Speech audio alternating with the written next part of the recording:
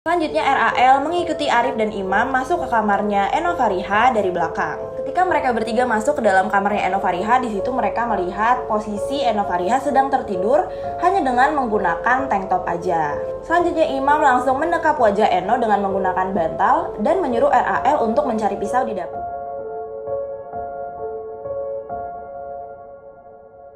Halo Basti, kembali lagi bersama aku Ara Ferdian di Horor Gak Sih? Hari ini aku akan membahas salah satu kasus pembunuhan yang pernah menggegerkan masyarakat Indonesia di tahun 2016 silam.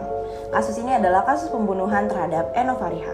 Eno Fariha yang merupakan gadis berusia 18 tahun merupakan karyawati yang bekerja di sebuah pabrik plastik yaitu PT PGM yang dibunuh secara sadis oleh 3 tersangka yang salah satunya masih berusia di bawah umur. Selain dibunuh secara sadis, korban juga mengalami kekerasan seksual dari ketiga pelaku tersebut. 3 tersangka yang pertama adalah RAL yang masih berusia 15 tahun yang masih duduk di bangku SMP kelas 2 di Tangerang. Yang kedua adalah Rahmat Arifin yang berusia 23 tahun dan yang ketiga adalah Imam Hapriyadi yang juga berusia 23 tahun. Sekitar pukul 11.30 malam, tersangka RAL ini janjian sama Eno Fariha untuk bertemu di kamar mesnya Eno di Jatimulya, Dadap, Kosambi, Tangerang.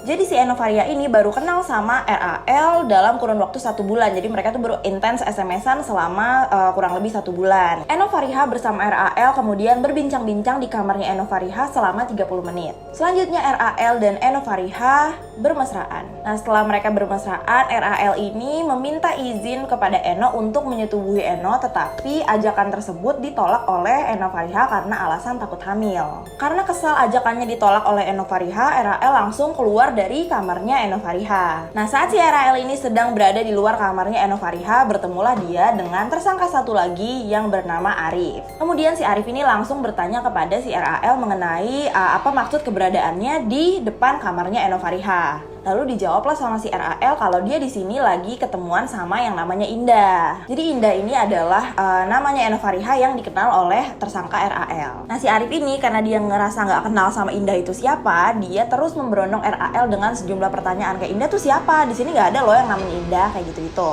Nah di tengah perbincangan antara Arif dan RAL itu tiba-tiba datanglah Imam yang juga tiba-tiba ikut menginterogasi si RAL karena dia juga ngerasa nggak kenal sama Indah gitu. Cuma 13 Mei pukul 12.15 dini hari, Arif dan Imam mengajak RAL untuk masuk ke kamarnya Eno Fariha untuk memastikan siapa Indah yang dimaksud oleh si RAL ini. Karena sekali lagi si Imam dan Arif ini tidak mengenal yang namanya Indah. Selanjutnya RAL mengikuti Arif dan Imam masuk ke kamarnya Eno Fariha dari belakang. Ketika mereka bertiga masuk ke dalam kamarnya Eno Fariha, di situ mereka melihat posisi Eno Fariha sedang tertidur hanya dengan menggunakan tank top aja.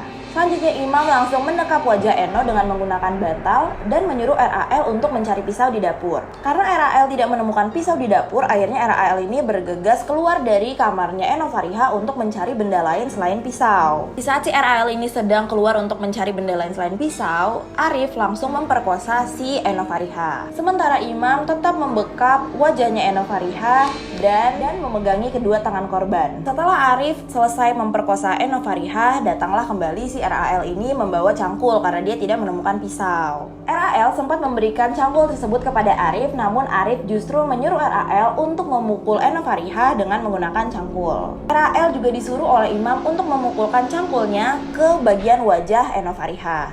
Eno kemudian dipukul di bagian wajah dan lehernya hingga mengalami luka terbuka yang cukup parah. RAL ini sempat keluar dari kamarnya Eno karena ngerasa jijik gitu ngelihat kondisi Eno pada saat itu yang udah berlumuran darah. Tak lama kemudian RAL kembali masuk lagi ke kamar korban untuk memastikan apakah Eno sudah meninggal atau belum. Nah, pas si RAL ini masuk ke kamar Eno Fariha, RAL melihat dengan jelas bahwa kepalanya Eno sudah ditutupi dengan kain dan pada saat itu kondisinya si Eno ini masih bernafas, jadi Eno masih hidup. Selanjutnya, setelah kepalanya ditutup pakai kain, 2 tangan dari Eno Fariha ini dinaikkan ke atas kepala oleh Imam Hapriyadi. Sedangkan RAL menggigit dada Eno. Setelah Eno Fariha sudah tidak berdaya lagi, Arif kembali menyuruh RAL untuk memegangi kaki kanan Eno Fariha dan membukanya lebar-lebar. Setelah posisinya si Eno Fariha ini sudah mengangkang, Arif menancapkan gagang cangkul tersebut ke kemaluan korban hingga korban tidak bernyawa. Selanjutnya Arif menancapkan gagang cangkul tersebut ke dalam kemaluan Eno Fariha hingga Eno Fariha meninggal dunia. Setelah itu RAL mengambil ponsel milik Eno Fariha dan dia bergegas ke kamar mandi untuk membersihkan bekas-bekas darah Eno Fariha yang menempel di tangannya. Arif kemudian menyusul keluar dan mencuci tangan di kamar mandi yang sama. Imam kemudian keluar dari kamar dan menutup engsel kamar mes lainnya agar tidak ada yang mengetahui pembunuhan itu. Arif kemudian masuk lagi ke kamarnya Eno Fariha untuk mengambil gembok dan mengunci kamar Eno Fariha dari luar. Kemudian kuncinya dimasukkan kembali sama Arif melalui lubang ventilasi kecil. Ketiganya kemudian kembali ke kediaman mereka masing-masing.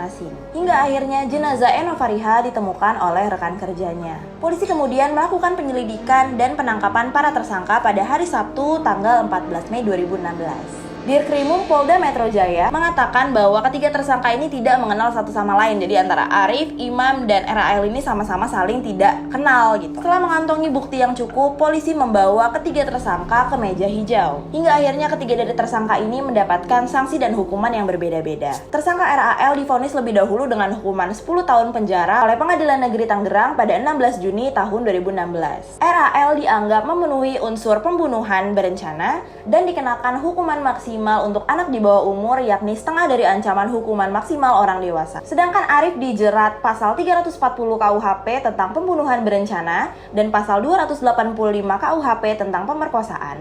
Sedangkan Imam hanya dijerat dengan pasal 340 KUHP. Majelis menilai fakta persidangan membuktikan keduanya memenuhi unsur pembunuhan berencana dan pemerkosaan terhadap Eno Fariha. Ketua Majelis Irfan Hakim Siregar menjatuhkan terdakwa Rahmat Arif dan Imam Hapriyadi hukuman mati sesuai tuntutan jaksa penuntut umum. Hakim juga menilai tidak ada hal apapun yang meringankan keduanya selama persidangan berlangsung sejak tahun 2016.